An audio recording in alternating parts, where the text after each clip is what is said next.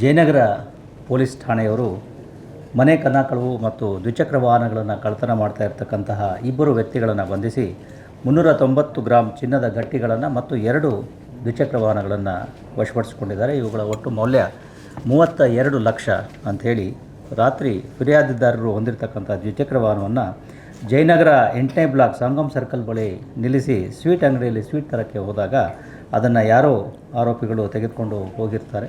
ಅದರ ಬಗ್ಗೆ ಅವರು ಈ ಜಯನಗರ ಪೊಲೀಸ್ ಠಾಣೆಯಲ್ಲಿ ದೂರನ್ನು ದಾಖಲಿಸಿತ್ತು. ಇದಕ್ಕೆ ಅನುಗುಣವಾಗಿ ಪೊಲೀಸರು ಪ್ರಕರಣವನ್ನು ದಾಖಲಿಸಿಕೊಂಡು ತನಿಖೆಯನ್ನು ಕೈಗೊಂಡಾಗ 23ನೇ ತಾರೀಕು ಬಸವನಗುಡಿಯ ಗಾಂಧಿ ಬಜಾರ್ನಲ್ಲಿ ಈ ದ್ವಿಚಕ್ರ ವಾಹನ ಸಮೇತ ಇಬ್ಬರು ಆರೋಪಿಗಳನ್ನು ಅವರು ಪತ್ತೆ ಹಚ್ಚಿ ನಿಲ್ಲಿಸಿ ಕೇಳಿದಾಗ ಅವ್ರದ್ದು ಇದೆಲ್ಲ ವಿಷಯಗಳು ಗೊತ್ತಾಗ್ತದೆ.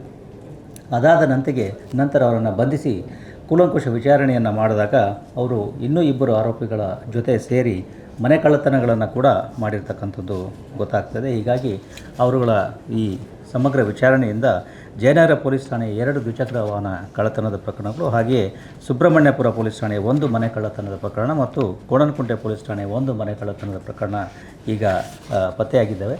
ಇನ್ನು ಇಬ್ಬರು ಆರೋಪಿಗಳು ಇದರಲ್ಲಿ ಇನ್ನೂ ಸಿಗಬೇಕಾಗಿತ್ತು. ಅವರಿಗಾಗಿ ಪೊಲೀಸರು ಹುಡುಕ್ತಾ ಇದ್ದಾರೆ.